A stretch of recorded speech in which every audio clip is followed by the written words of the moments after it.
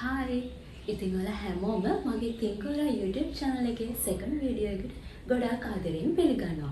ඉතින් මම මගේ YouTube channel එක හරහා මේ video එකේ ඉඳලා ඉස්සරහට science for technology මෙන්න මේ subject එකට අදාළව ඔයාලට videos මාලාවක් අරගෙන එන්න බලාපොරොත්තු වෙනවා.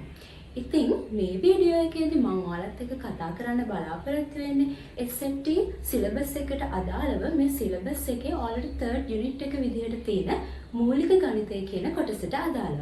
ඉතින් අපි බලමු මූලික ගණිතය කියන මේ පාඩමේදී ඔයාලට මොනවද ඉගෙන ගන්න තියෙන්නේ කියලා.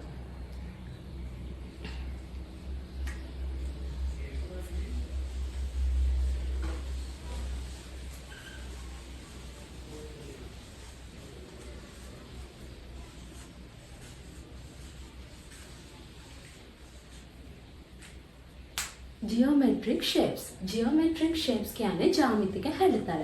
මේ ජ්‍යාමිතික හැඩතල ගැන තමයි අපි මේ පාඩමේදී කතා කරන්නේ. ඒ කියන්නේ ජ්‍යාමිතික හැඩතලවල වර්ගඵලය සහ පරිමාව ගැන තමයි ප්‍රධාන වශයෙන්ම මේ පාඩමේදී කතා කරන්නේ. ජ්‍යාමිතික හැඩතල ගත්තට පස්සේ අපිට මේ ජ්‍යාමිතික හැඩතල ප්‍රධාන වශයෙන් කොටස් දෙකකට බෙදන්න පුළුවන්. ඒ තමයි 2D සහ 3D විදිහට. 2 dimensions සහ 3 dimensions විදිහට. ජ්‍යාමිතික හැඩතල ද්විමාන සහ ත්‍රිමාන විදිහට බෙදනකොට ද්විමාන කියන එකට අයත් වෙන්නේ තල රූප. ත්‍රිමාන කියන එකට අපිට ඝන වස්තු ගැන කතා කරන්න පුළුවන්. ඉතින් මේ තල රූප සහ ඝන වස්තු වලට අදාළව අපි වර්ගඵලය ගැන කතා කරනවා. ඒ වගේම පරිමාව ගත්තොත් 3D. ත්‍රිමාන වස්තුන් වල අපි පරිමාව හොයන හැටි කතා කරනවා. මේක තමයි මේ පාඩමේදී අපිට ඉගෙන ගන්න තියෙන්නේ.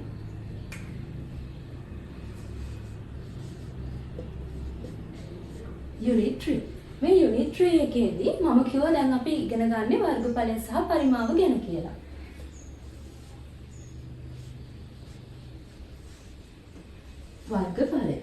වර්ගඵලය ගත්තට පස්සේ අපි වර්ගඵලය කතා කරනවා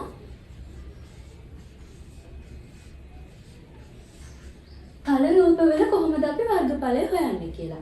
ඒ වගේම දැන් තල රූප කිහිපයක් එකතු කරලා නැත්නම් තල රූපයකින් තවත් තල රූපයක් ඉවත් කරලා මේ විදිහට අපි සංයුක්ත තල රූපයක් හදාගත්තොත් කොහොමද අපි මේ සංයුක්ත තල රූපේ වර්ගඵලය හොයන්නේ කියලා.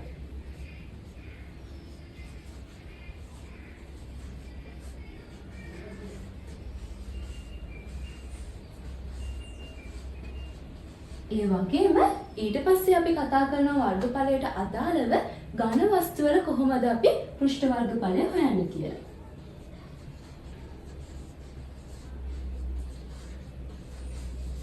ඊට පස්සේ අපි කතා කරනවා හිතන්න ඝන වස්තුවකින් තවත් ඝන වස්තුවක් ඉවත් කරලා. එහෙම නැත්නම් ඝන වස්තුවකට තව ඝන වස්තුවක් එකතු කරලා සංයුක්ත ඝන වස්තුවක් හදනවා. ඉතින් එතකොට මේ හැදෙන නව සංයුක්ත ඝන වස්තුවේ කොහොමද අපි පෘෂ්ඨ වර්ගඵලය ගණනය කරන්නේ? එන්නේ ඒක වර්ගඵලය යටතේ අපි අවසානයේදම හොයනවා. සංයුක්ත ඝන වස්තුවල කොහොමද අපි පෘෂ්ඨ වර්ගඵලය ගණනය කරන්නේ කියලා. වර්ගඵලය කියන කොටස ඉවර වුණාට පස්සේ අපි ඊළඟට යමු වෙන්නේ පරිමාව කියන කොටසට. කොහොමද දැන් අපි පරිමාව ගණනය කරනකොට අපි බලනවා ඝන වස්තුවක කොහොමද අපි පරිමාව ගණනය කරන්නේ කියලා. ඒ වගේම හිතන්න එක ඝන වස්තුවකට තවත් ඝන වස්තුවක් එකතු කරලා අපි නව ඝන වස්තුවක් හදනවා. නැත්නම් අපි ඝන වස්තුවකින් තව ඝන වස්තුවක් ඉවත් කරලා අලුත් වස්තුවක් හදනවා. ඉතින් මේ එතකොට අපි සංයුක්ත ඝන වස්තුවක් හදලා කොහොමද අපි මේ සංයුක්ත ඝන වස්තුවක පරිමාව හොයන්නේ කියලා. ඉතින් පරිමාව යටතේ දැන් මම කිව්වා වගේ අපි හොයනවා ඝන වස්තුවක පරිමාව ගැන අපි කතා කරනවා. ඊට පස්සේ අපි කතා කරනවා සංයුක්ත ඝන වස්තුවක පරිමාව ගැන. ඉතින් මේකට තමයි මේ පාඩම පුරාවටම අන්තර්ගත වෙලා තියෙන්නේ. ඉතින් දැන් වර්ගඵලය සහ පරිමාව කියන වචන හෙද්දි ඒ දේවල් O-level ඉඳලා A-levels කරන්න එද්දි ළමයින්ට අලුත් දේවල් නෙමෙයිනේ. මොකද වර්ගඵලය සහ පරිමාව කියන මේ දේවල් O-level වලදී ඉගෙනගෙන ඇවිල්ලා තියෙනවා. ඉතින් මේ දේවල් තමයි මේ වර්ගඵලය සහ පරිමාව ගැන තමයි මේ ඉස්සරහට අපි කතා කරන්නේ. හරි. අපි එහෙනම් පාඩමට යමු.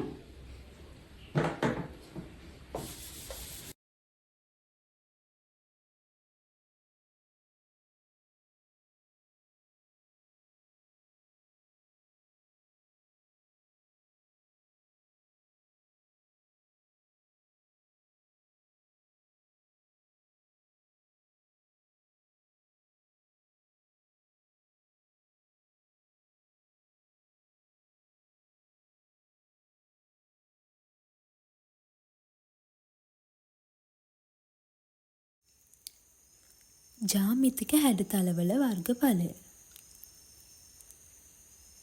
ජාමිතික හැඩතලවල වර්ගඵලය යටතේදී දැන් මම මුලින් කිව්වා අපි තල රූප ගැන කතා කරනවා, ඝන වස්තු ගැන කතා කරනවා. තල රූපවල වර්ගඵලය යටතේදී තල රූප 6ක් ගැන කතා කරනවා.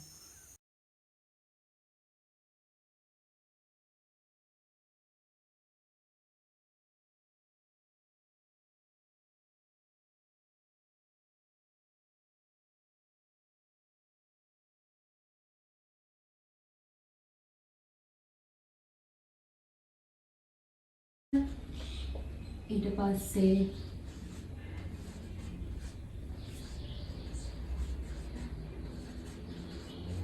සුජකෝණාශ්‍රය,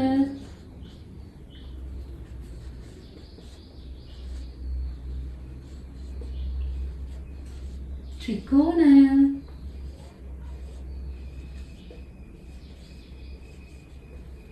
වෘත්තය,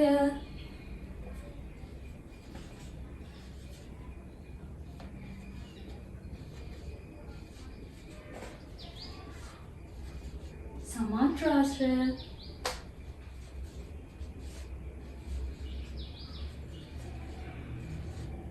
ට්‍රැපීසියම්.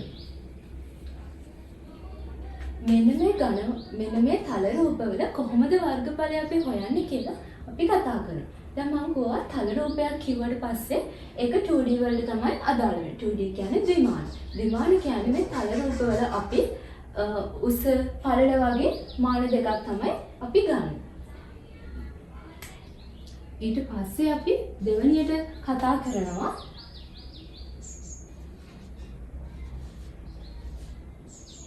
ඝන වස්තු වල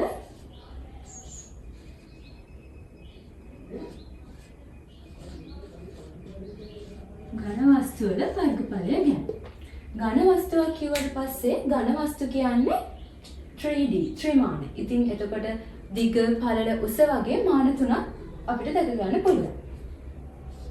ඝන වස්තු ගැන කතා කරද්දී අපි ඝන වස්තු 7ක කොහොමද අපි පෘෂ්ඨ වර්ගඵලය හොයන්නේ කියලා කතා කරනවා. ඒව තමයි ඝනක,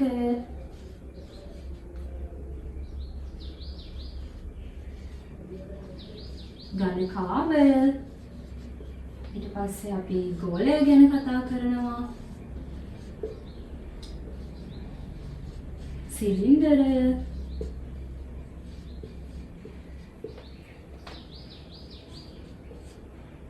ත්‍රිකෝණ පිස්මය,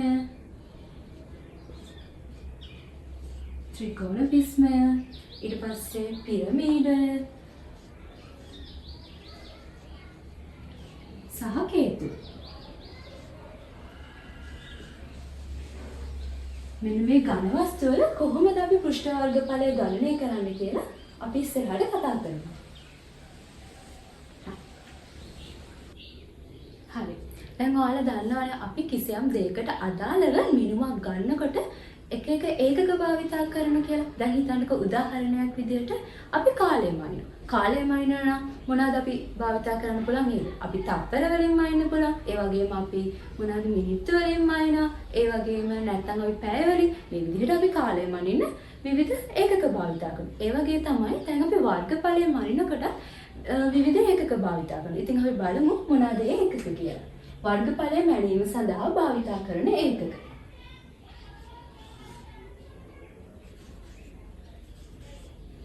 එකක් තමයි වර්ග මිලිමීටර්. වර්ග මිලිමීටර් කියලා කියන්නේ අපි වර්ගඵලය මිලිමීටර් අගයන් වලින් ලබා ගන්නා වර්ගඵලය තමයි මේ විදිහට අපිට වර්ග මිලිමීටර් විදිහට එන්නේ. තව එකකයක් තමයි අපි වර්ගඵලය මනින්න ගන්න වර්ග සෙන්ටිමීටර්.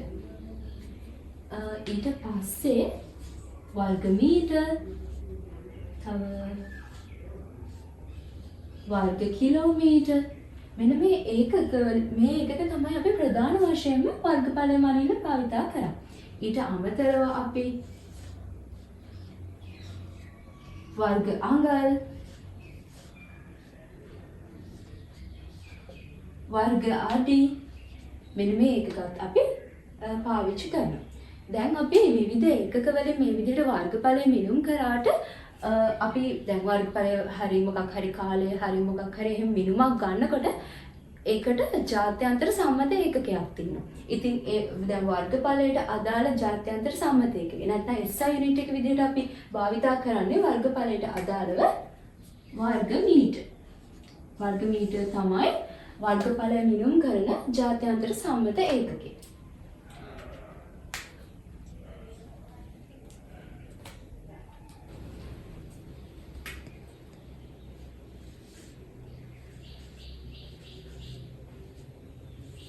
දැන් අපි වර්ගඵලය මනින එකක ගැන කතා කරන්නේ. ඒක කියපු එකක තමයි වර්ග මිලිමීටර්. වර්ග මිලිමීටර් වර්ග මිලිමීටර් වලින් අපිට වර්ගඵලය හම්බෙන්නේ කොහොමද? අපි මිලිමීටර්ස් අගයන් වලින් මිනුම් අරගෙන ඒකේ වර්ගඵලය ගන්නකොට තමයි අපිට ඒ වර්ගඵලය වර්ග මිලිමීටර්ස් වලින් එන්නේ. උදාහරණයක් විදිහට අපි සමචතුරස්‍රයක් තියෙනවා. අපිට ඒක මිනුම් දීලා තියෙන්නේ මිලිමීටර්ස් වලින්. 5 මිලිමීටර් 5 මිලිමීටර්. දැන් අපි මේ සමචතුරස්‍රයේ වර්ගඵලය මෙන්නොත් අපිට ඒ වර්ගඵලය අපිට වර්ග මිලිමීටර්ස් වලින් එනවා. ඒ විදිහට තමයි ගන්න. දැන් ඊට පස්සේ මම කිව්වා අපි මොකක් හරි මිනුමක් ගන්නකොට නැත්නම් මොකක් හරි දෙයකට අදාළව ජාත්‍යන්තර සම්මත ඒකක SI යුනිට් එකක් තියෙනවා. ඉතින් ඊළඟට අපි දැනගන්න ඕනේ කොහොමද අපි මොකක් හරි එකකින් ගත්තට පස්සේ ඒ යුනිට් එක කොහොමද අපි SI යුනිට් එක SI විදිහට පරිවර්තනය කරන්න කියලා. දැන් බලමු කොහොමද. මම 1 වර්ග මිලිමීටර්ස් එකක් ලියා ගන්න. කොහොමද මේක දැන් අපි වර්ග මීටර වලට පරිවර්තනය කරන්නේ?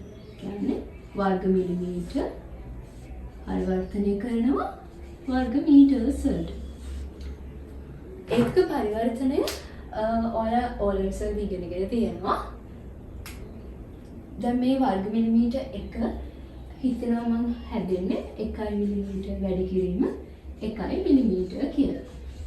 දැන් ඕගොල්ලෝ දන්නවා මෙහෙමනේ මිලිමීටර්ස් සෙන්ටිමීටර්ස් වෙනවා, සෙන්ටිමීටර් මීටර් වෙනවා, මීටර්ස් කිලෝමීටර්ස් වෙනවා. මේ විදිහට මේක වැඩි වෙවි යන්නේ.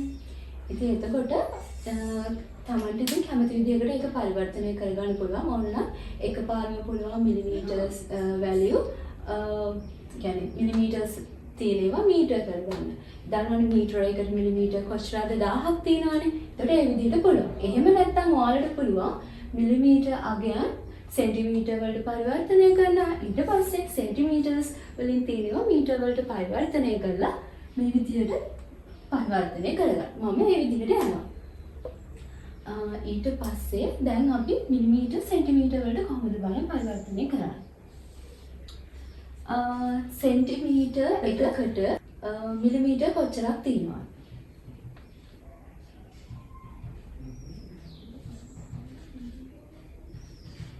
මිලිමීටර් 10ක් තමයි සෙන්ටිමීටර් එකකට තියෙන්නේ. ඉතින් අපි ඊළඟට බලනවා මිලිමීටර් එකකට සෙන්ටිමීටර් කොච්චරක් තියෙනවද කියලා. මෙතන තියෙනවා 1 සෙන්ටිමීටර් 10න් බෙදලා.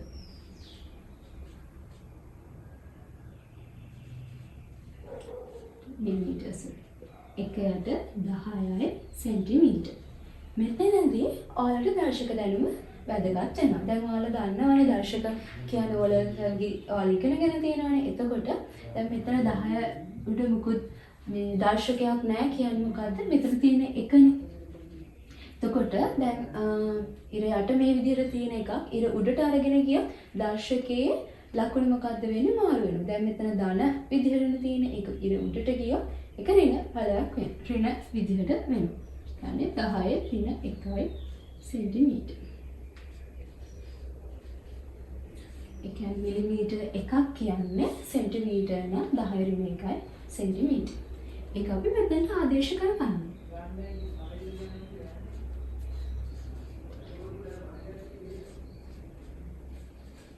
සෙන්ටිමීටර. දැන් අපි සෙන්ටිමීටර දැන් මේ අපි සෙන්ටිමීටර්ස් වලට පරිවර්තනය කරගත්තා. ඊළඟට අපි පරිවර්තනය කරන්න ඕනේ මොකකටද? මීටර්ස් වලට.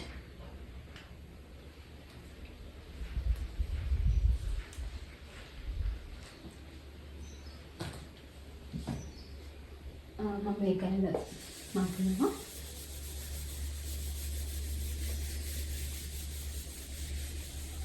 ඊට පස්සේ අපි බලමු සෙන්ටිමීටර් එකක් කියන්නේ මීටර කොච්චරද කියලා. දැන් ඔයාලා දන්නවා මීටර එකකට සෙන්ටිමීටර් තියෙනවා 100ක්. කියන්නේ සෙන්ටිමීටර් 100ක් තමයි අපි මීටර එකක් කියලා කියන්නේ. එහෙනම් අපි බලනවා සෙන්ටිමීටර් එකක් කියන්නේ මීටර කොච්චරද කියලා. ඒකට මොකද්ද කරන්න ඕනේ? 100ෙන් බෙදන්න. 1 මීටර 100ෙන් බෙදන්න. මෙතන එක තියෙනවා. ඊපස්සේ 1 යට 100යි මීටර කියලා එනවා. මෙතනදී දැන් ඔයාලට දර්ශක දැනුම වලින් අපිට ලියන්න පුළුවන් 1 යට 100 කියන්නේ 10 දෙවෙනි බලයනේ. එතකොට 10 2. එහෙනම් 1 සෙන්ටිමීටර කියන්නේ මෙතන තියෙන එක ඉර උඩට අරගෙන අපි මෙතන දාන විදිහටනේ තියෙන්නේ. එතකොට ඒක මොකද්ද වෙන්නේ? ඍණ වෙනවා. 10 ඍණ 2යි මීටර. ඒ කියන්නේ සෙන්ටිමීටර එකක් කියන්නේ 10 ඍණ 2යි මීටර. දැන් අපි ඒක මෙතනට ආදේශ කරනවා. දැන් මෙතන තියෙන්නේ 10 ඍණ 1නේ. ඊට පස්සේ 10 ඍණ 1 වැඩි කිරීම 1නේ. එතකොට 10 ඍණ 1 අතන සෙන්ටිමීටර එකක් කියන්නේ 10 ඍණ 2යි 10 ඍණ 2. එතකොට අපි මීටර්ස් වලින් එන්නේ 10 ඍණ 1 වැඩි කිරීම 10 ඍණ 2යි මීටර. මෙතනදී තාපහ මොකද්ද උනේ? ආට දර්ශක දැනුම තමයි උනේ. මොකද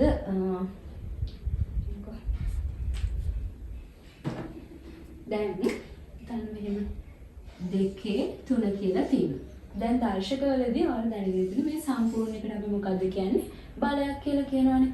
එතකොට මේක මොකද්ද? 2 කියන්නේ දැන් මේකේ පාදය. මේක තමයි දර්ශක. දර්ශකවලදී අපි ඉගෙනගෙන තියෙනවා සමාන පාද තියෙන ඒවා වැඩි වෙද්දී දර්ශක මොකද වෙන්නේ? දර්ශක එකතු වෙනවා. අඩු වෙද්දී මොකද්ද වෙන්නේ?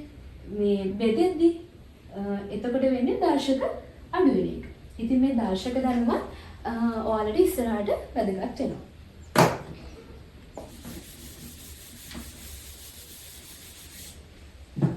දැන් මෙතන එතකොට මේක පාද සමානයි. එහෙනම් දර්ශක එකතු වෙනවා. ඍණ 1යි ඍණ 2යි ඍණ 3යි මීටර. මෙතන 10යි ඍණ 3යි මීටර. එතකොට ආපහු තියෙන්නේ ඒකම. එතකොට මෙතන මේක දර්ශක දෙක එකතු වෙනවා. 10යි ඍණ 6යි මීටර වැඩි කළා වර්ග මීටර. ඒක තමයි පරිවර්තනය කරත් කොහොමද එන්නේ? ඒ කියන්නේ වර්ග මිලිමීටර එකක් කියන්නේ වර්ග මීටර නම් කොහොමද? 10 ඍණ 6යි වර්ග මීටර. අපි මේක දැනගෙන ඉන්න ඕනේ කොහොමද පරිවර්තනය කරන්නේ කියලා. හරි.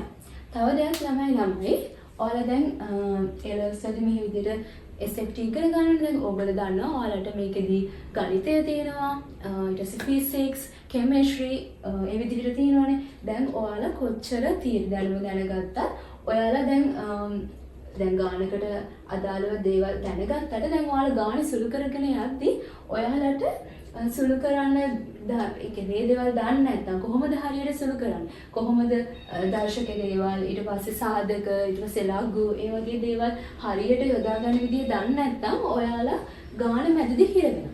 ඉතින් ඒ නිසා ඔයාලට තව වැදගත්ම දෙයක් තමයි ඔයාලට දැන් තේරෙනවානේ අපි මොනවාද දැන් ඔලවල ඉගෙන ගත්ත ඒවායින් දැන් ඒ වලට එද්දී අපිට තව ආපහු ප්‍රයෝජනයක් වෙයි කියලා හිතන දේවල් ඕගොල්ලෝ දැනගන්න ඕනේ. මේ දේවල් බලලා නැවත ඔයාලගේ දැනුම අලුත් කරගන්න. ඉතින් දැන් දර්ශක වගේ පාඩම් ඔයාලා දන්නේ නැත්නම් ඔයාලා මේ දේවල් ආපහු බලන්න. ඉතින් මටත් ඕනනම් පුළුවන් ඔයාලට මේ ඔයගොල්ලෝ මේ දේවල් දන්නේ නැත්නම් කමෙන්ට් එකක් දාන්න. එහෙම වුණොත් මට පුළුවන් ආපහු දර්ශක වලට හරි ඔයාලා දන්නේ නැති මොන හරි ඔයාලට අදාළ වෙයි කියලා හිතන පාඩම් තියෙනවා නම් ඒව ගැන කමෙන්ට් කරන්න. එහෙම වුණොත් මම ඒවට අදාළව නැවත වීඩියෝ එකක් කරන්නම්. හරි. දැන් දන්නවා වර්ග මිලිමීටර් එකක් කියන්නේ වර්ග මීටර වලින් නම් 10 වර්ග මීටර. හරි. ඊළඟට අපි කතා කරන එක තමයි වර්ග සෙන්ටිමීටර්. වර්ග සෙන්ටිමීටර් කියලා කියන්නේ සෙන්ටිමීටර් වලින් ලබා ගන්නා වර්ගඵලය තමයි අපිට වර්ග සෙන්ටිමීටර් වලින් හම්බ වෙන්නේ. ඒ කියන්නේ මේ විදිහට ත්‍රිකෝණයක් තියෙනවා. හිතන්නකෝ මේකේ වැලියුස් අගයන් දීලා තියෙන්නේ සෙන්ටිමීටර් වලින්. සෙන්ටිමීටර් වලින් දීලා තියෙනවා. එතකොට මේ ත්‍රිකෝණයේ වර්ගඵලය අපි මිනුම් කරොත් අපිට ඒකේ අගය එන්නේ මොන අගෙන්ද? වර්ග සෙන්ටිමීටර් වලින්. එතකොට දැන් බලමු වර්ග සෙන්ටිමීටර් එකක් කියන්නේ වර්ග මීටර් කොච්චරක්ද කියලා. දැන් අර කලින් ගානේදී මම කියා දුන්නා එකක පරිවර්තනය කොහොමද වෙන්නේ කියලා. ඉතින් ඔයාලා ඒ විදිහට අද මේ සුළු කරලා බලන්න. ඔයාලට එනවද කියලා 10 වර්ග මීටර්. ඒ කියන්නේ වර්ග සෙන්ටිමීටර් එකක් කියන්නේ 10 වර්ග මීටර්. මේක. ඊළඟට තුන්වෙනි එක විදිහට මම කිව්වා වර්ග මීටර්. වර්ග මීටර් තමයි SI එක ජාත්‍යන්තර සම්මත ඒකකය වර්ග මීටර්. වර්ග මීටර් කියන්නේ අපි මීටර් වලින් ලබා ගන්නා මිනුම් තමයි අපිට මේ වර්ග මීටර් වලින් අපි වර්ගඵලයක් ගන්නොත් ඒක තමයි අපිට වර්ග මීටර් වලින් එන්නේ. ඊළඟට හතරවෙනි එක වර්ග කිලෝමීටර්. වර්ග කිලෝමීටර් කියන්නේ අර විදිහටම කිලෝමීටර් වලින් ලබා ගන්නා වර්ගඵලය තමයි අපිට වර්ග කිලෝමීටර් විදිහට එන්නේ. එතකොට ඒකෙදි ඔයාලා අර කලින් විදිහට සුළු කරලා බලන්න වර්ග කිලෝමීටර් එකක්. වර්ග කිලෝමීටර් එකක් කියන්නේ 10 වර්ග මීටර්. සුළු කරලා බලන්න ඔයාලට හරියට පුළුවන්ද මේ විදිහට අරගෙන ඒකක පරිවර්තනය හරියට එනවද කියලා.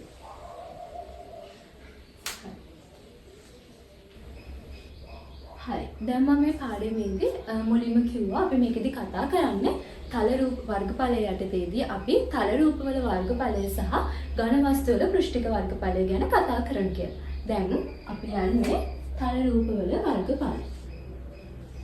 මෙන්න මේ කොටසට තමයි යන්නේ. වල වර්ගඵල. මේ කොටසට යටතේ මම කලින් කිව්වා මොනවා ගැනද කතා කරන්නේ? සමචතුරාශ්‍රය. සමචතුරාශ්‍රයක කොහොමද අපි වර්ගඵලය හොයන්නේ? ඊට පස්සේ සමචතුරාශ්‍රය, සුජිකෝණාශ්‍රය,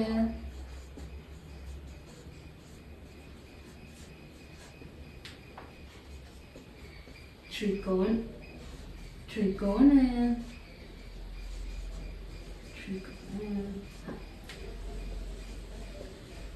වෘත්තය,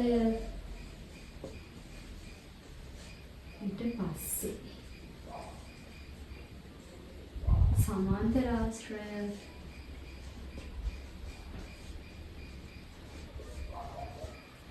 ඊළඟට අපි ට්‍රැපීසියමේ කොහොමද වර්ගඵලය හොයන්නේ කියලා කතා කරනවා. මෙන්න මේ 6 වර්ගඵලය කොහොමද ගණනය කරන්නේ කියලා අපි බලමු.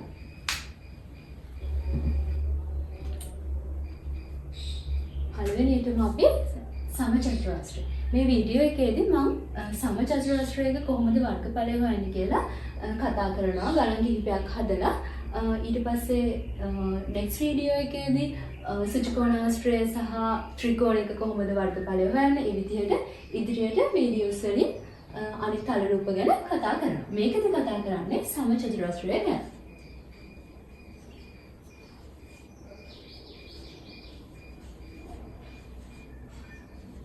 සමචතුරස්‍රය. හා සමචතුරස්‍රයක් කිව්වම දැන් ඔයාලා දන්නවා අපි මුලින්ම මේ සමචතුරස්‍රයක ලක්ෂණ ටික බලමු.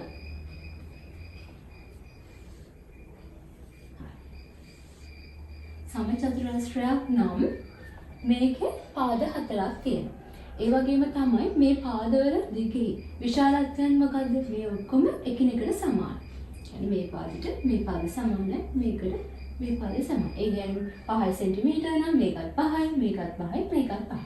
ඊපස්සේ තව දෙයක් තමයි මෙන්න මෙතන කෝණ කීයද? අංශක 90. මේ කෝණ ඔක්කොම අංශක 90. ඍජු කෝණ. ඊළඟට තව දෙයක් තමයි අපි විකර්ණයක් මෙන්න මෙහෙම විකර්ණයක් ඇඳ අපිට මේක මේ විදිහට විකර්ණ දෙකක් අඳින්න පුළුවන්. මේ විකර්ණ ඇඳොත් මේ විකර්ණ එකිනෙක ඡේදනය වෙන්නේ කොහොමද? අංශක 90ක් හැදෙන විදියට. මේක මෙහෙම ඡේදින අංශක 90යි මේ විදිහට. ඒ වගේම තමයි මෙන්න මේවා මොකද්ද? එකිනෙකට සමාන. මෙන්න මෙතන ඉඳලා මෙතෙන්ට මේ දිග ඔක්කොම එකිනෙකට සමාන. අනිත් දේ තමයි දැන් අපි මේකේ සමාන්තරයි කියලා මෙහෙම ලකුණු කරන්නේ නැහැනේ. ඒ වුණාට මෙන්න මේ පාදෙට මේ පාද සමාන්තරයි. මේ පාදෙට මේ පාද සමාන්තරයි. ඒව තමයි මේකේ ලක්ෂණ. මොනවාද කතා කරපු ලක්ෂණ? පාද 4ක් තියෙනවා. මේ පාද 4ේම දිගේ විශාලත්වයන් එකිනෙකට සමාන. ඒ වගේම මෙන්න මේ කෝණ අංශක 90යි. තව දෙයක් තමයි මේ පාදේ මොකද සමාන්තරයි, මේකට මේක සමාන්තරයි. අනිත් දේ තමයි අපි මේ විදිහට විකර්ණ දෙකක් මෙහිම විකර්ණ ඇඳොත් ඒවා මෙතෙන්දී අංශක 90ක් හැදෙන විදිහට තමයි ඡේදනය වෙන්නේ. සහ අනිත් දේ මෙන්න මේවා සමාන විදිහට තමයි ඡේදනය වීමක් වෙන්නේ. ඒක තමයි සමචතුරස්‍රයේ මොනවාද ලක්ෂණ. ඊට පස්සේ අපි බලමු කොහොමද සමචතුරස්‍රයේ වර්ගඵලය හොයන්නේ කියලා.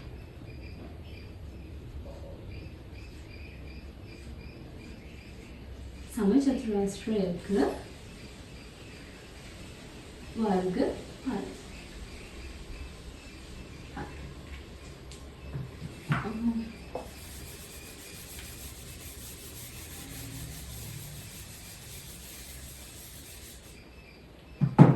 දැන් අදිනවා සමචතුරස්‍රයක්.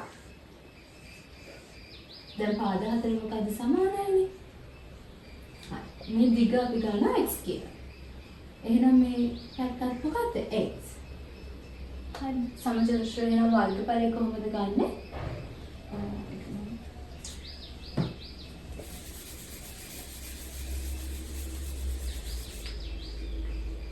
සමචතුරස්‍රයේ වර්ගඵලය.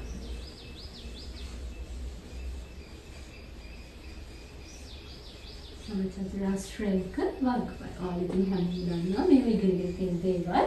සමචතුර වර්ගඵලය ගත්තොත් අපි දිග වැඩි කියන පළල කියලා. දැන් මෙතෙන්දි මොකද්ද? දිග පළල ඔක්කොම සමානයි. එහෙනම් දිග x පළල ගත්ත x කියලා. මොකද්ද? x වැඩි කිරීම x වර්ග. මේක තමයි සමචතුරස්‍රයක වර්ගඵලය වෙන්නේ. ඒ කියන්නේ සමචතුරස්‍රයක වර්ගඵලය ගන්න දිග වැඩි කිරීම පළල දිගත් සමානයි, දිග සමානයි, පළල සමානයි x. එතකොට සමචතුරස්‍රය වර්ගඵලය එන්නේ x වර්ගය. හරි. අපි දැන් සමචතුරස්‍රය ලක්ෂණ ඉගෙන ගත්තා, කොහොමද වර්ගඵලය හොයන්නේ කියලා දැනගත්තා. අපි දැන් එහෙනම් තරංග වලට යමු. මේ පාඩමේ තියෙන ඇත්තටම හරිම සරල දේවල්. ඉතින් පොඩ්ඩක්වත් අමාරු නෑ. මුලින් ඉඳලා හරියට පාඩම ඉගෙන ගන්නවා නම් හරිම ලේසියි. මේ පාඩම හොඳට කරගන්න පුළුවන්. පළවෙනි ගාන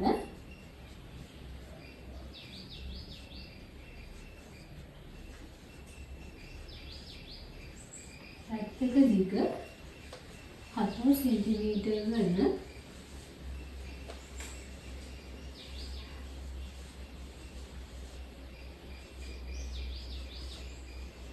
සමචතුරස්‍රයක පැත්තක දිග 7 සෙන්ටිමීටර වන සමචතුරස්‍රයක වර්ගඵලය ගණනය කරන්න. දැන් ඉතින් හරිම පොඩි ගානක් දිග වැඩි කිරීම පළල. එතකොට 4ක් 7 49. ඉතින් ඒ වුණාට ඔයාලා දැන් පොඩි ගානක් වුණා දැන් ඉස්සරහට ලොකු ගානක් හදද්දී දැන් ඒ හින්දා ඕනම ගානක් මේ කරද්දී ඔයාලා රූපයක් ඇඳලා ගාන හදන්න පුරුදු වෙන්න. ඒක ගොඩක් ප්‍රයෝජනවත් වෙනවා මේ ලොකු ගානක් හදද්දී එහෙම.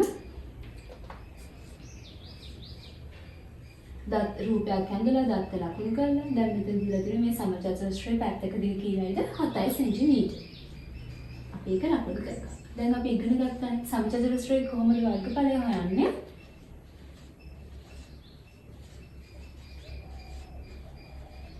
සමචතුරස්‍රයක වර්ගඵල කොහොමද? දිග වැඩි කරනවා පළලෙන්. දැන් දිග කීයද මේ සමචතුරස්‍රය? 7 සෙන්ටිමීටර. එහෙනම් පළල 7 සෙන්ටිමීටර. වැඩි කිරීම 7 සෙන්ටිමීටර. 7 වරක් 7 කින් 49යි සෙන්ටිමීටර වැඩි කරලා වර්ග සෙන්ටිමීටර. ඒක තමයි ආන්සර් එක. පැත්තක දිග 7ක් වල සමචතුරස්‍රයක වර්ගඵලය 49 වර්ග සෙන්ටිමීටර. දැන් මේ ගානේ තියෙන්නේ සමචතුරස්‍රාකාර හැඩති ඉඩමක මුළු භූමි ප්‍රමාණයම ආවරණය වන පරිදි තනකොළ ඇල්ලීමට අපේක්ෂා කරනු ලැබේ. ඉඩමේ පැත්තක දිග 8 මීටර නම් මුළු භූමි ප්‍රමාණයම ආවරණය කිරීමට අවශ්‍ය තනකොළ වර්ග මීටර ප්‍රමාණය කොපමණද කියලා. දැන් ඔයාලට එක්සෑම් එකේදී එහෙම ගණන් දෙද්දී සමචතුරස්‍රයක පැත්තකදී මෙච්චරයි එහෙනම් ඒකේ වර්ගඵල එහෙම කියලා දෙන්න හැනේ. ඒ කියන්නේ යම් ආදේශයක් එක්ක. දැන් සමචතුරස්‍රාකාර ඉඩමක් අරගෙන ඒ විදිහට තමයි මේ ගණන් දෙන්නේ. ඉතින් දැන් මේකත් ඉතින් අර කලින් ගාන වගේම තමයි හරිම ලේසි. මොකද සමචතුරාකාර හැඩති දැන් අපිට කියන සමචතුරාකාර හැඩතිවක් තියෙනවා. මේකට අපි තනකොළ අල්ලන්න යනවා. එතකොට මෙතෙන්දී අපි හිතනවා ඒ කියන්නේ තනකොළ දැන් අපතේ ආවරණය කියන තනකොළ ප්‍රමාණයෙන් හොයන්නේ. අහන්නේ. එතකොට ඉතින් අපි හිතනවා දැන් මේ ගේන තනකොළ කිසිදු අපතේ යාමකින් තොරව භාවිතා වෙනවා. එතකොට දැන් ගන්නවා සමචතුරාකාර හැඩකි ඉඩම. එහෙනම් කීයද සමචතුරාකාර හැඩයක් තියෙන පැත්තක දිග 8 මීටර. එහෙනම් දිග 8යි පළල 8. එතකොට අපි ගන්නවා සමචතුරාකාර ඉඩමේ වර්ගඵල. ඉඩමේ වර්ගඵල. ඉඩමේ වර්ගඵල හොයන්නේ කොහොමද? දිග වැඩි කිරීම පළල. දිග කීයද? 8 මීටර. පළල 8 මීටර. 8 වරක් 8 කීයද? 64යි වර්ග මීටර. ඒ කියන්නේ මේ ඉඩමේ වර්ගඵලය කීයද? වර්ග මීටර 64යි. ඉතින් දැන් මේ සම්පූර්ණ ඉඩමටම තනකොළ අල්ලන්න නම් අපිට කොච්චර තනකොළ වර්ග මීටර ප්‍රමාණයක් ඕන වෙනවද? වර්ග මීටර 64. එම නිසා අවශ්‍ය තනකොළ වර්ග මීටර ප්‍රමාණය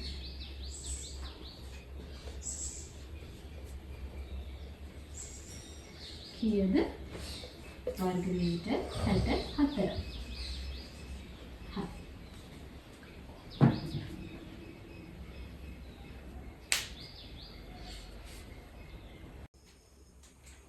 ඊළඟ ගාන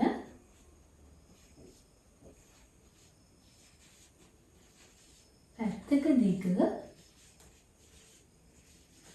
අඩි 12ක් වන සමචතුරස්‍රාකාර හැඩති.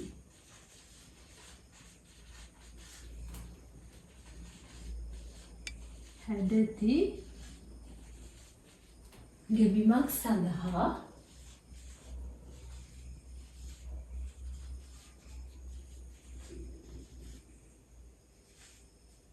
පැත්තක දිග අඩි 12ක් වන සමචතුරස්‍රාකාර හැඩති ගෙවීමක් සඳහා පැත්තක දිග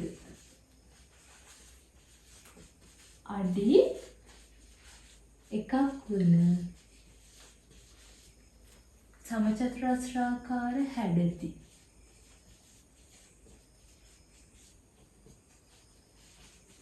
සමචතුරාකාර හැඩති පිඟන් ගඩොල් ඇල්ලීමට අපේක්ෂා කරයි නම්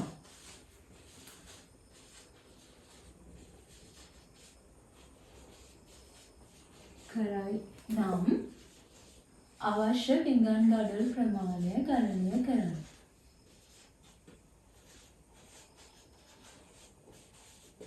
ප්‍රමාණය කොපමණද?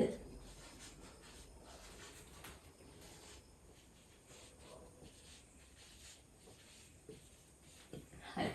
දැන් මේ ගණනේ මොකක්ද කියන්නේ? පැත්තක දිග අඩි 12ක් වන සමචතුරාකාර හැඩති ගෙවීමක් තියෙනවලු. දැන් අපි මේ ගෙවීමට පැත්තක දිග අඩි 1ක් වන සමචතුරාකාර හැඩති පිඟන් ගඩොල් අල්ලන්න අපේක්ෂා කරනවා. එහෙමනම් අපිට මේ ගෙවීම සම්පූර්ණයෙන්ම ආවරණය වෙන විදිහට පිඟන් ගඩොල් අල්ලන්න කොච්චර පිඟන් ගඩොල් ප්‍රමාණයක් ඕන වෙනවද කියලා අහන්න. දැන් බලන්නකෝ. මේ විදිහට ගෙවීමක් තියෙනවා. දැන් මේ ගෙවීමේ පැත්තක දිග අඩි 12යි. මේ විදිහට. හරි. දැන් මේකට අපි පැත්තක දිග අඩි 1ක් වෙන පිඟන් ගඩොල් අල්ලගෙන යනවා. දැන් අපිට කොච්චර ඕනද කියලා තමයි මේ ගානේ අහන්නේ. එතකොට අපි ඒක හොයන්නේ කොහමද? මුලින්ම අපි හොයන්න ඕනේ මේ ගෙවීමේ සම්පූර්ණ වර්ගඵලය කොච්චරද කියලා. හොයලා ඉවර වෙලා ඊට පස්සේ අපි හොයනවා මේ එක පිඟන් ගඩොලකින් කොච්චර වර්ගඵලයක් ආවරණය වෙනවද කියලා. ඒ කියන්නේ පිඟන් ගඩොලක වර්ගඵලය කීයද කියලා. ඊට පස්සේ කොච්චර පිඟන් ගඩොල් අපිට ඕනද කියලා කොහොමද හොයන්නේ? මේ සම්පූර්ණ ගෙවීමේ වර්ගඵලය අපි බෙදනවා මේ එක පිඟන් ගඩොලක වර්ගඵලය. හරි. මුලින්ම ගෙවීමේ වර්ගඵලය ලියමුකෝ. ගෙවීමේ වර්ගඵලය. දැන් ගෙවීම මොන හැඩද? සමචතුරාකාර හැඩති. දිග පළල සමාන. එහෙනම් කොහොමද? ගෙවීමේ වර්ගඵලය දිග වැඩි කිරීම පළල. දිග කීයද? අඩි 12යි. පළල අඩි 12. එහෙනම් වර්ගඵලය 12 දිග වැඩි කිරීම පළල 12 144යි වර්ග අඩි.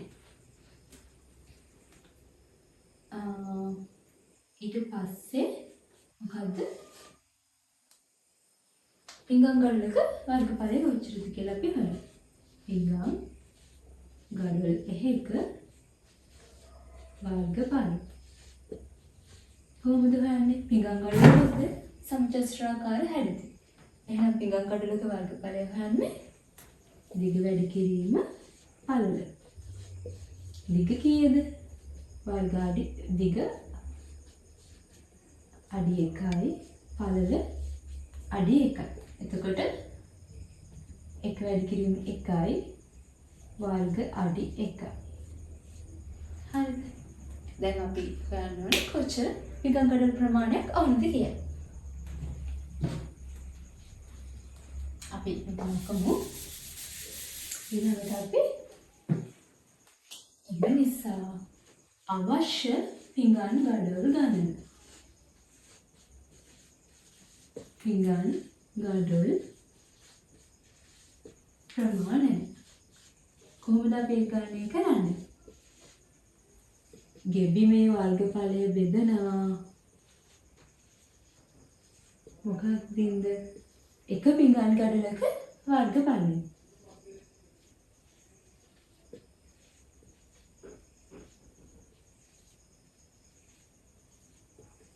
ගෙවීමේ වර්ගඵලය අපිට කීයද ආවේ? වර්ග අඩි 144. පිඟන් ගඩොලක වර්ගඵලය වර්ග අඩි 1යි. එතකොට 144. එහෙනම් අපිට කොච්චර පිඟන් ගඩොල් ප්‍රමාණයක් අවශ්‍ය වෙනවද? 144ක් අවශ්‍ය වෙනවා.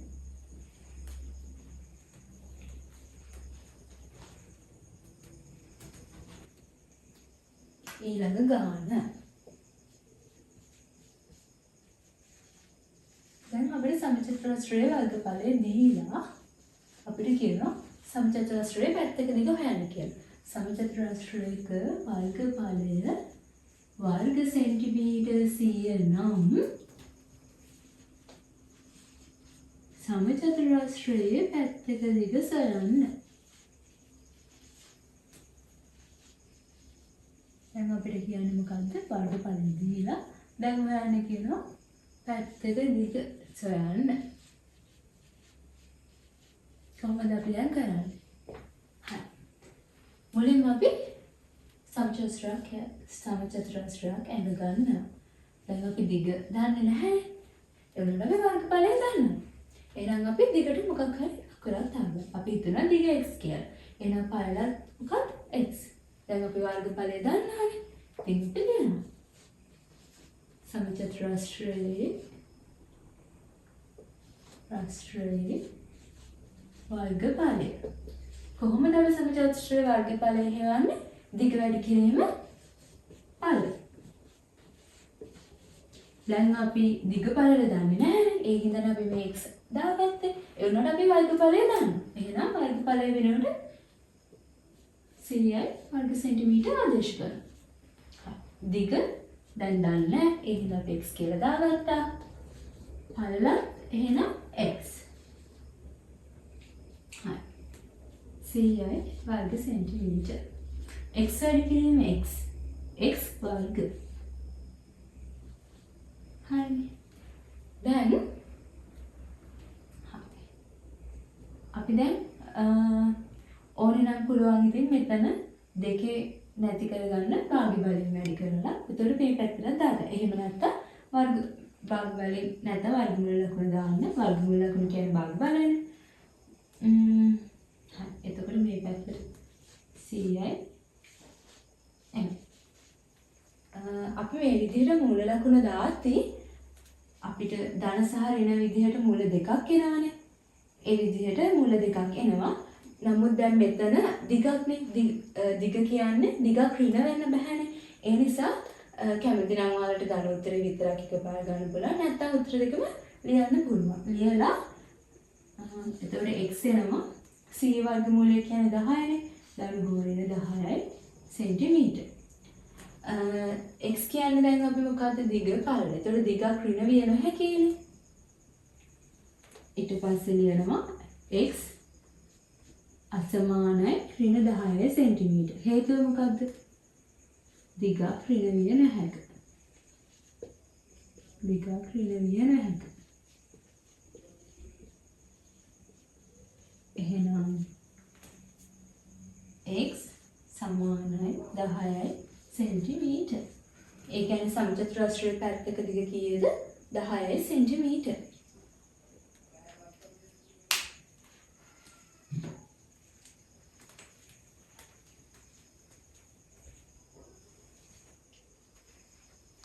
හරි. මේ ගානදී කියන්නේ සමචතුරස්‍රාකාර හැඩති ඉඩමක සම්පූර්ණයෙන්ම තනකොළ ඇතිරීම සඳහා තනකොළ සඳහා වැය වූ මුදල රුපියල් 10125කි. මෙහිදී තනකොළ වර්ග මීටර් එකක ප්‍රමාණයක් රුපියල් 45ක මිලක් යටතේ බිමටගෙන ඇතනම් සමචතුරාකාර හැඩති ඉඩමේ පැත්තක දිග සොයන්න. දැන් මේකදී මොකද්ද වෙලා තියෙන්නේ? සමචතුරාකාර හැඩති ඉඩමක් තියෙනවා. දැන් මේ ඉඩම සම්පූර්ණයෙන්ම මේ ඉඩමේ තනකොළ අල්ලන්න තීරණය කරලා තියෙනවා. දැන් එතකොට තනකොළ අල්ලන්න තීරණය කරලා තියෙනවා. දැන් අරගෙන ඇවිල්ලා තියෙනවා අපි තනකොළ මිලට අරගෙන තියෙනවා. ඒ මිලට ගත්ත තැනින් අපි වර්ග මීටර් එකක ප්‍රමාණයක් අරගෙන තියෙන කීයකටද? රුපියල් 45කට.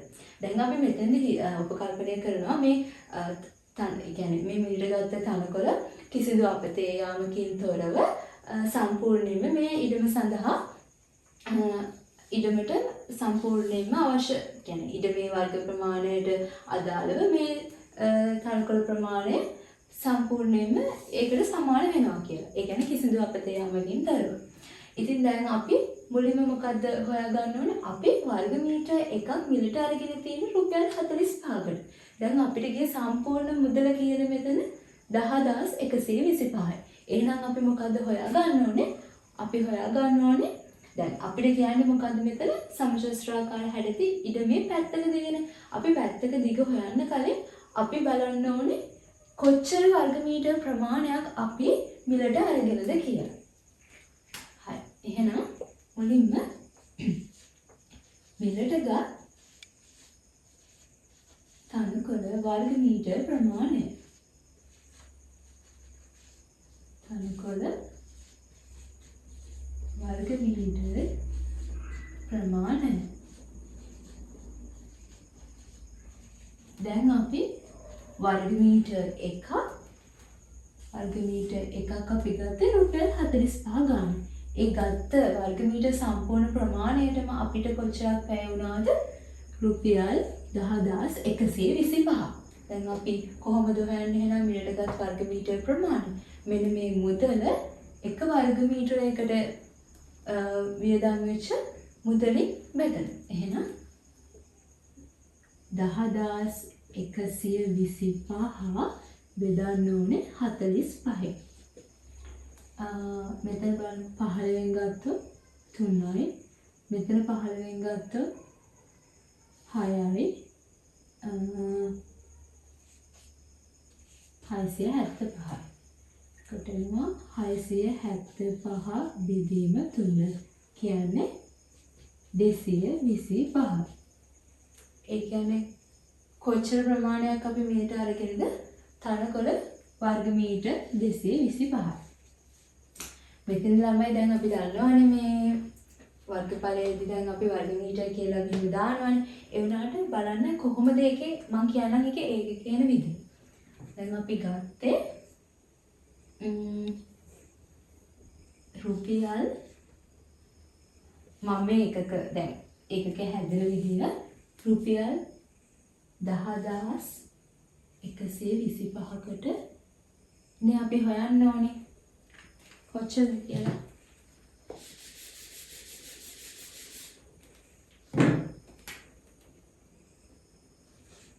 රුපියල් 45කට ගත්ත අපි 1 වර්ග මීටර්. එහෙනම් දැන් අපි හොයන්නේ රුපියල් 10125කට කොච්චරද කියලා. ඒක හොයන්නේ මෙන්න මෙතන තියෙන අගය 1 වර්ග මීටර්. අපි බෙදන්න ඕනේ මෙන්න මේ 45. ඊට පස්සේ වැඩි කරනවා මෙතන තියෙන අගේ රුපියල් 10125යි. ඒ විදිහට තමයි මෙතන මේ ඒකක හැදිලා එන්නේ. ඒතර 10125 බෙදීම 45යි. එතන වර්ග මීටර් 225යි වර්ග මීටර්. ඒ කියන්නේ මිලටගත් තනකොළ වර්ග මීටර් ප්‍රමාණය දැන් කීයද? වර්ග මීටර් 225ක් අපි මිලට අරගෙන තියෙනවා. එහෙනම් මේ අපි දැන් මං කියවනේ අපි මිලට ගත්ත තනකොළ කිසිදු අපතේ යාමකින් තොරව මේ සම්පූර්ණ ඉඩම සඳහා වැය වුණා කියලා. එහෙනම් මෙන්න මේ වර්ග මීටර් ප්‍රමාණය මොකකට සමාන වෙන්නේ? සමචතුරාකාර හැඩති ඉඩමේ වර්ගඵලයට. එහෙනම් මිලටගත් තනකොළ වර්ග මීටර් ප්‍රමාණය සමාන වෙන්නේ මොකටද? සමචතුරාකාර හැඩති ඉඩමේ වර්ගඵලයට. එහෙනම් මිලටගත් තනකොළ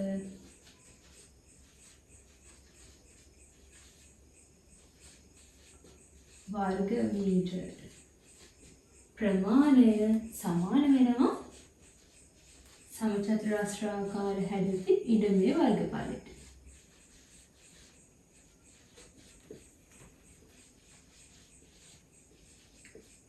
හැඩති ඉඩමේ වර්ගඵලයට. ඒ කියන්නේ කීයද? දැන් අපිට ආවා 225යි වර්ග මීටර කියලා. දැන් අපිට ගාන කියන්නේ මොකද්ද? සමචතුරාකාර හැඩති ඉඩමේ පැත්තක දිග සොයන්න කියලා. දැන් සමචතුරාකාර නම් මොකද්ද වෙන්නේ? දිග සමානයි පළලනේ. අපි දැන් දිග ගන්නේ නැහැ x කියලා දානවා. එහෙනම් පළලත් x. දැන් අපි සමචතුරාකාර හැඩති ඉඩමේ මොකද්ද ගන්නෙ? වර්ගඵලය ගන්න. එහෙනම් අර කලින් ගානේ වගේම ලියනවා ඉඩමේ වර්ගඵලය ඉඩමේ වර්ග කීයද? ඉඩමේ වර්ගඵලය දැන් මේ ඉඩම සමචතුරාකාර හැඩතිනේ. එහෙනම් කොහොමද වර්ගඵලය හොයන්නේ? දිග වැඩි කිරීම පළල. දැන් අපි වර්ගඵලය ගන්නවා 225. 25යි වර්ග මීටර. දිග දැන් අපි කියන්නේ පැත්තක දිග අපි දාගත්තා x කියලා. එහෙනම් පළල x.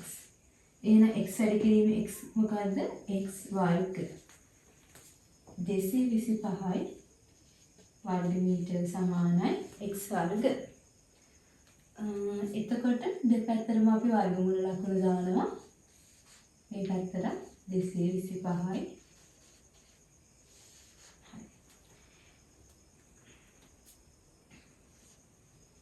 මම ඊට වගේ සම්මිතිය ලියන්න. එතකොට ධන හෝ ඍණ 225 වර්ගමූල ලකුණු දැම්මට පස්සේ 225 කියන්නේ 15යි.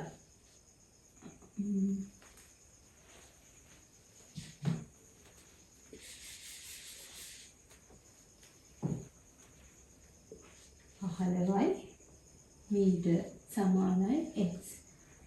දැන් මම කියවනේ දිගක් දැන් අපිට මෙතන මුල දෙකක් ආවනේ. අගයන් දෙකක් ආවනේ. ඒ වුණාට දිගක් ඍණාගයක් වෙන්න බෑනේ. ඒ කියන්නේ ඉඩමේ පැත්තක දිග දිග වෙන්න මේ ඍණ වෙන්න බෑනේ. ඒ නිසා x අසමානයි ඍණ 15යි මීටර. ඒකට හේතුව තමයි දිගක්. ඉඩමේ පැත්තක දිගක් ඍණ විය නොහැක. හරි. එහෙනම් x සමානයි කීයද? 15යි මීටර. එහෙනම් මේ සමචතුරාකාර හැඩත ඉඩමේ පැත්තක දිග කීයද? 15යි මීටර. එහෙනම් ඒක යන්න සමචතුරාකාර හැඩත ඉඩමේ පැත්තක දිග 15යි මීටර. ඔන්නෝචරයි ඉදාති.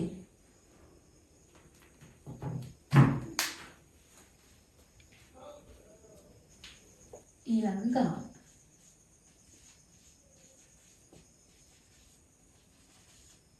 පැත්තක දිග 6 සෙන්ටිමීටර වන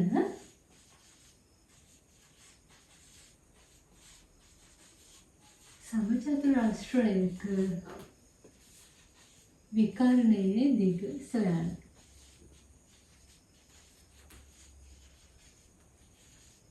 අපි දැන් කියන්නේ මොකද්ද? පැත්තක දිග 6ක් වෙන සමචතුරාස්‍රයක් තියෙනවා. මේක විකර්ණයේ දිග හොයන්න කියලා කියන්නේ. මුලින්ම අපි සමචතුරාස්‍රය අඳගමුකෝ. සමචතුරාස්‍රය පැත්තක දිග පළල සමානයි. පැත්තක දිග 6 සෙන්ටිමීටර කියලා තියෙනවා. විකර්ණයේ දිග හොයන්න කියලා තියෙනවා. දැන් මම විකර්ණය අඳින හැටි දන්නවනේ. මේ විකර්ණය අඳින්නේ. හරි. දැන් අපිට කියන්නේ මෙන්න මේකේ දිග හොයන්න කියලා. දැන් මම සමචතුරාස්‍රයේ ලක්ෂණ ගැන කියා දෙනකොට කිව්වා මේ හැම කෝණයක්ම මොකද්ද? ආංශක 90යි කියලා. එහෙනම් මෙන්න මේක වෙනම ගත්තා. මෙහෙම. මෙන්න මේක වෙනම ගත්තත් මේක මොකද්ද? ත්‍රිකෝණයක්නේ. එතකොට මෙතන ත්‍රිකෝණයක වර්ගඵලය හොයන හැටි අපි ඊළඟ වීඩියෝ එකේදී කතා කරනවා. මෙතන එහෙනම් 6 සෙන්ටිමීටර 6 සෙන්ටිමීටර. දැන් මම කිව්වා සමචතුරාස්‍රයේ ලක්ෂණ වලදී මෙතන කෝණය අංශක 90යි කියලා. එහෙනම් මේක 90යි. එහෙනම් දැන් මේක මොන ත්‍රිකෝණයක්ද? සුජිකෝණී ත්‍රිකෝණය. මූලික ගණිතය කියන පාඩමින් පස්සේ ඔයාලට පයිතගොරස් ප්‍රමේය ආශ්‍රිත ගණන් තියෙනවා ඊළඟ පාඩමේදී. ඒකේදී ඔයාලා පයිතගොරස් සම්බන්ධතාවය කියලා දෙනවා. නමුත් දැන් මේ තල රූප ඊට පස්සේ ඝන වස්තු ගැන කතා කරනකොට ඒ ගණන් ඉස්සරහට හදාගෙන යද්දී දැන් මම මෙතෙන්දී පයිතගොරස් ප්‍රමේය ටිකක් කියලා දෙනවා. මොකද දැන් ඒ ඝන වස්තු ගැන ඝන වස්තු වල අදාළ ගණන් එහෙම කරද්දී ඒ අවබෝධය තියෙනවා නම් අපිට ඒ පාඩමට යන්න කලින් පයිතගොරස් ප්‍රමේය යෙදීම් මෙහෙම භාවිතා කරලා එතකොට පයිතගොරස් ප්‍රමේයත් පුරුදු වෙන්න පුළුවන්. මම ඒක මෙතන කියා දෙන්නම්. හරි. පයිතගොරස් ප්‍රමේය අපි යොදන්නේ සුජිකෝණී ත්‍රිකෝණයකට. සුජිකෝණී ත්‍රිකෝණයක් වෙන්නේ කොහොමද? මෙන්න මේ ත්‍රිකෝණයක එක කෝණයක් අංශක 90 වෙනවා. එතකොට මේක දැන් සුජිකෝණී ත්‍රිකෝණයක්.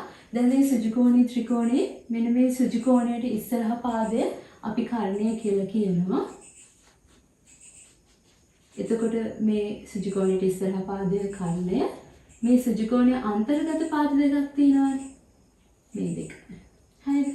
දැන් මම මේ පාදේ A කියලා දාගන්න, මේ පාදේ B කියලා දානවා, මේ පාදේ C කියලා දානවා.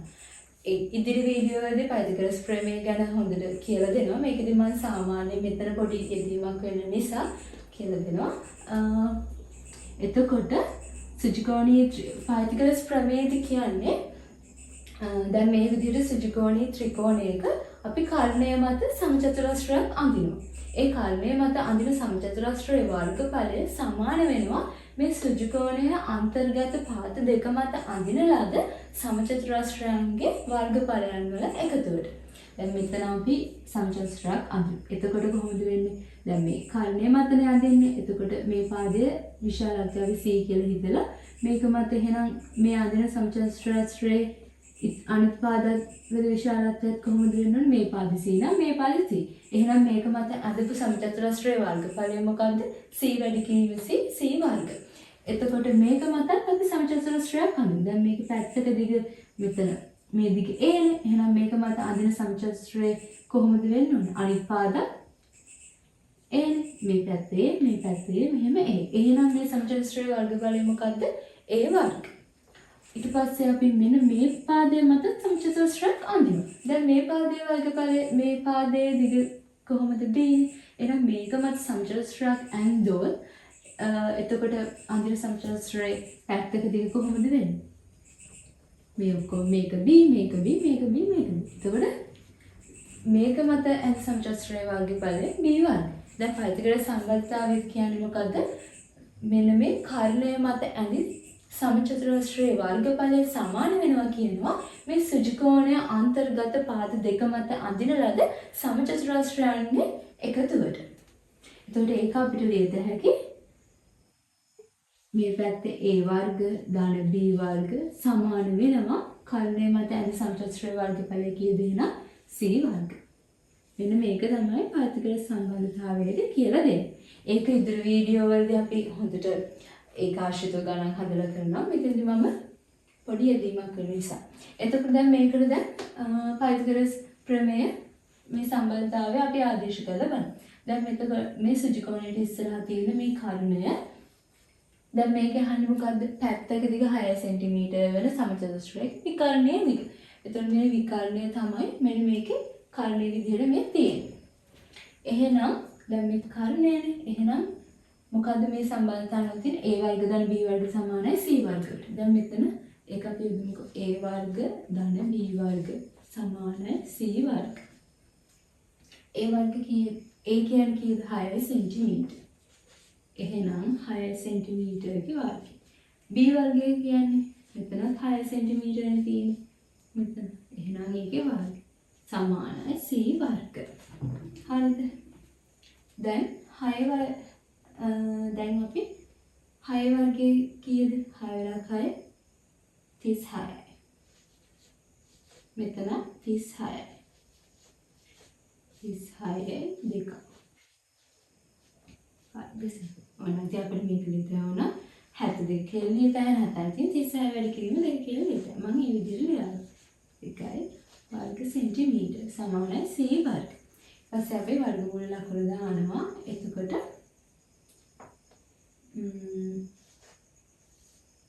36 වැඩි කිරීම දෙක 36 දැන් ඔයාලා දන්නවනේ මේවා සුළු කරන විදිහ.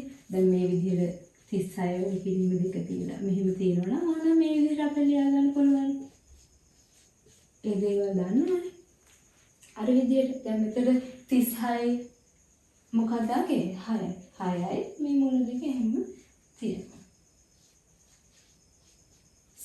ඔයාලා මූල දෙකේ ආදේශ කළා මෙතන විකර්ණයගේ අරගන්න. දැන් මෙතන මේ කර්ණයගේ ගත්තානේ මේ කර්ණයගේ තමයි මෙන්න මේ විකර්ණයේ අගයට සමාන වෙන්නේ. මම මේක පොඩි දෙයක් කියන්නම්. දැන් මම අහුවොත් ඔයාලගෙන් සමචතුරාස්‍රයක පැත්තක දිග සහ විකර්ණය අතර තියෙන සම්බන්ධතාවය මොකක්ද කියලා. දැන් බලන්නකො අපිට ආවේ මොකද්ද? මේ විකර්ණයේ දැන් මේ ආවේ මේ මේ ත්‍රිකෝණයට අදාළව දැන් මේක කර්ණය. ඒක තමයි මෙන්න මේ සමචතුරස්‍රයේ විකර්ණය. එහෙනම් විකර්ණයේ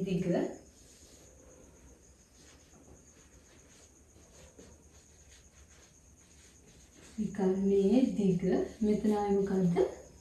6යි මූල 2ක්. මම ඇහුවේ මොකද්ද?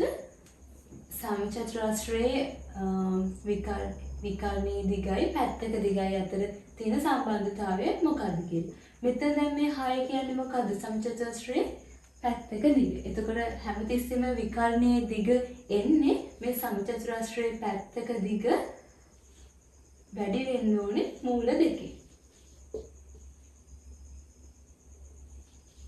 පැත්තක දිග වැඩි කිරීම මූල දෙක තමයි මෙන්න මේ සම්බන්ධතාවය. අපි බලමු ඒක තව එකකින් හරිද කියලා. දැන් ඔය කිව්වට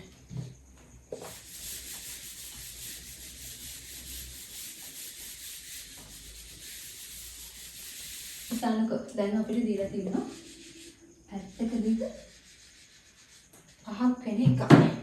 දැන් 3යි කියලා ගන්නකො 3ක් වල එකක් දෙන්න. දැන් අපිට කියනවා 3. දැන් අපි ආපහු පයිතගොරස් ප්‍රමේය යොදලා බලමු කොහොමද කියලා. කොහොමද පයිතගොරස් ප්‍රමේය යොදන්නේ? සුචිකෝණයේ අන්තර්ගත පාද මත අඳින සමචතුරස්‍රයන්ගේ අයික්‍ය සමාන වෙනවා කර්ණය මත ඇඳි සමචතුරස්‍රයේ වර්ගඵලය. එතකොට කොහොමද මෙතන 3 සෙන්ටිමීටර්ගේ වර්ගය දාන 3 සෙන්ටිමීටර්ගේ වර්ගය සමාන වෙනවා c වර්ග. මේක නම් මේ වැඩ කිරීම දෙකයි කියලා අපිට ලියන්න පුළුවන්. සමානයි c වර්ග. එතකොට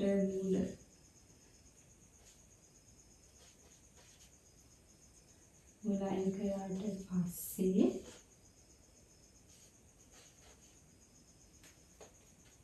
කොහොමද? එතකොට 3යි මූල 2යි සෙන්ටිමීටර් සමානයි c. ඒ කියන්නේ මේ විකර්ණයේ දිග කීයද එන්නේ? 3යි මූල 2යි. දැන් කොහොමද? සමචතුරස්‍රයේ පැත්තක දිග 3යි. ඒක හැමතිස්සෙම මූල 2කින් වැඩි වෙනවා. ඒක තමයි මෙතන මේ තියෙන සම්බන්ධතාවය. සමචතුරස්‍රයේ පැත්තක දිග සහ විකර්ණය අතර තියෙන සම්බන්ධතාවය බැලුවොත් පැත්තක දිග හැමතිස්සෙම මූල 2කින් වැඩි වෙලා තමයි විකර්ණයේ දිග එන්නේ.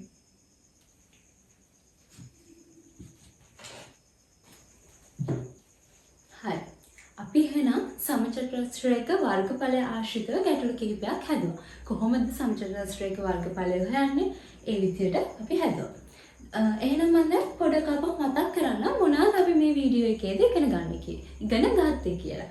ඉතින් මම කිව්වා අපි දැන් මූලික ගණිතයට අදාළව තමයි මේ වීඩියෝ එක කරේ. ඉතින් මුලින්ම මම කතා කරේ මොනවා ගැනද? geometric shapes, ජ්‍යාමිතික හැඩතල. ජ්‍යාමිතික හැඩතල ගත්තට පස්සේ අපි මේ ජ්‍යාමිතික හැඩතල මම කිව්වා 2D සහ 3D විදිහට අපිට බෙදන්න පුළුවන්. ද්විමාන සහ ත්‍රිමාන. එතකොට මේ ද්විමාන වලට අදාළ වෙන්නේ තල රූපය, ත්‍රිමාන වලට ඝන වස්තු ගැන. ඉතින් දැන් අපි ජ්‍යාමිතික හැඩතල වල වර්ගඵලය යටතේ මුලින්ම දැන් මේ පටන්ගෙන කරගෙන ගියේ මොකද්ද? තල රූප වලට අදාළව.